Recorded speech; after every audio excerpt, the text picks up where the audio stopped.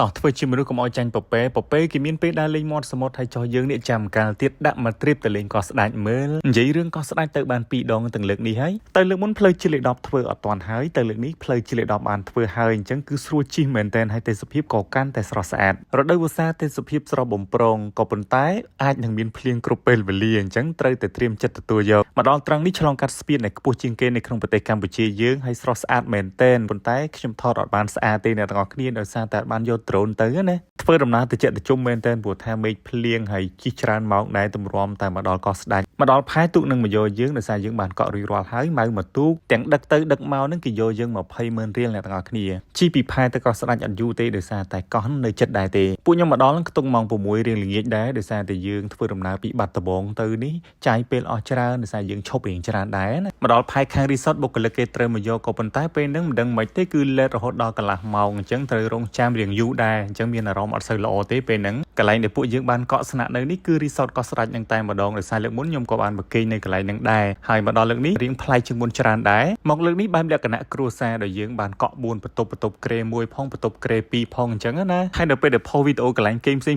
ប្រកាសជាមានបងប្អូនយើងសួរថាកន្លែងហ្នឹងស្នាក់នៅមួយយប់ប្រហែលអីអញ្ចឹងណាតែខ្ញុំមិនអាចប្រាប់បានទេព្រោះថាតម្លៃខាងរីសតគេមានការប្រែប្រួលទៅតាមថ្ងៃផ្សេងអញ្ចឹងបើសិនជាអ្នកទាំងអស់គ្នាចង់ដឹងឆាតទៅសួររីសតខ្លួនឯងណានិយាយអញ្ចឹងវីដេអូដែលខ្ញុំផុសពីកោះស្ដាច់កាលពីលើកមុនមានបងប្អូនយើងតាក់ទងសួរមកដល់ឥឡូវអ្នកទាំងអស់គ្នាមកឥឡូវរឿងនឹងទុកម្លាយសិននិយាយពីការកំសាន្តរបស់យើងវិញម្ដងបន្ទាប់ពីគេមកយប់ព្រឹកឡើងដោយសារតែយើងចូលចិត្តផឹកកាហ្វេអញ្ចឹងកាហ្វេដែលគេដាក់ឲ្យយើងផឹកនឹងយើងឆុងផឹកទៅឆៃផឹកឲ្យមើលទេសភាពមើលអីអញ្ចឹងណាតែមេឃដូចជាទ្រង់មិនអំណោយផលសោះដូចដែលខ្ញុំបាននិយាយតាំងពីដើមអញ្ចឹងដោយសារតែខែវស្សាយើងដើរលេងសមុទ្រខែភ្លៀងយើងត្រៀមទៅបាទគឺពេលខ្លះក៏បើកថ្ងៃពេលខ្លះក៏ស្ទុំពេលខ្លះក៏ភ្លៀងអញ្ចឹងណាតែមិនអីទេយើងត្រូវបត់បែនតាមស្ថានភាពជាក់ស្ដែងកុំឲ្យចាញ់ពពែអ្នកព្រឹកឡើងគេដើរលេងមាត់សមុទ្រគេនាំគ្នាដើរយ៉ាងសប្បាយរីករាយអញ្ចឹងយើងក៏នាំគ្រួសារនាំអីបងប្អូនមិត្តភក្តិដើរលេងដែរទៅហ្នឹងហើយព្រឹកឡើងយើងអាចមកញ៉ាំអាហារពេលព្រឹកបានដោយសារតែគេបានបូកបញ្ចូលជាមួយនឹងថ្លៃស្នាក់នៅនឹងរួចស្រេចហើយបន្ទាប់ពីញ៉ាំហើយដល់ពេលដែលយើងត្រូវកំសាន្តហើយតែយើងចង់កំសាន្តទៅណាគឺយើងមានជម្រើសច្រើននៅក្នុងការកំសាន្តនៅលើកោះស្ដាច់ពួកខ្ញុំកាប់ទ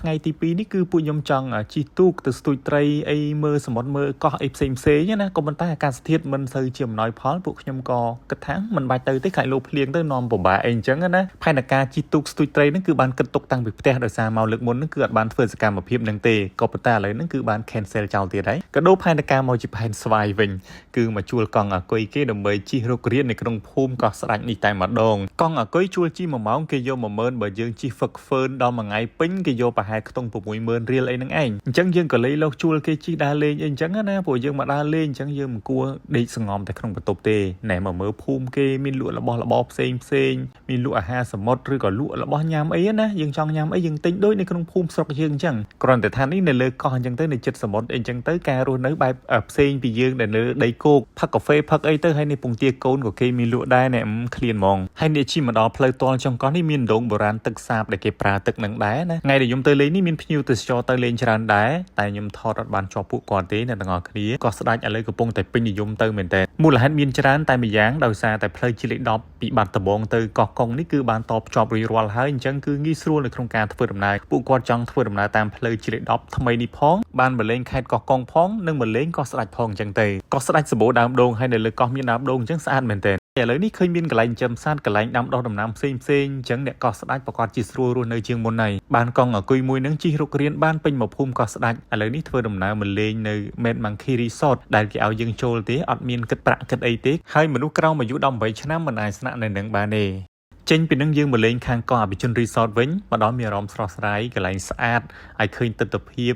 ភូមិកោះស្ដាច់នៅពេលល្ងាចអញ្ចឹងគឺស្រស់ស្រាយអ្នកទាំងអស់គ្នាទោះជាមិនគេងនៅនេះក៏អាចមកលេងបានដែរព្រោះថាគេឲ្យយើងចូលលេងបានហ្នឹងហើយគោលបំណងហ្នឹងគឺមកថតរូបលេងនឹងឯអ្នកទាំងអស់គ្នាបើសិនជាយើងក៏អាចញ៉ាំអាហារអីផ្សេងនៅហ្នឹងណាបើនិយាយពីបរិយាកាសវិញគឺស្រស់ស្រាយព្រោះថាមានសមុទ្រមានទេសភាពគួរឲ្យគយគន់ហើយពេលល្ងាចអញ្ចឹងអាចមើលថ្ងៃលិចថ្ងៃអីចឹងគឺកាន់តែអែមែនតើល្ងាចឡើងបានមកញ៉ាំសាច់អាំងសាច់អីចេះទៀតកាន់តែស្រស់ស្រាយកាន់តែជាតិហើយដាក់តកកឈូដាក់អីតាមភូមិញ៉ាំមកជូរទាំងយប់ទៀតអ្នកទាំងអស់គ្នាពីយប់នៅលើកោះស្ដាច់លឿនមែនតើតែពិតយើងបានធ្វើរឿងជាច្រើនលើសពីនឹងទៀតគ្រាន់ថាអត់បានថតលម្អិតអញ្ចឹងណាដើរលេងសមុទ្រខែវស្សាអាសាភ្លៀងគ្រាន់តែខ្ញុំទៅហ្នឹងគឺភ្លៀងទាំងថ្ងៃទៅហើយនឹងភ្លៀងទាំងថ្ងៃមកវិញទៀតតែមិនអីទេលើក្រោយបើសិនជាមានឱកាសយើងអាចត្រឡប់មកម្ដងទៀតមកលើក្រោយទៀតនឹងតែមានអីប្លែកទៀតដែរអរគុណអ្នកទាំងអស់គ្នាបាយបាយ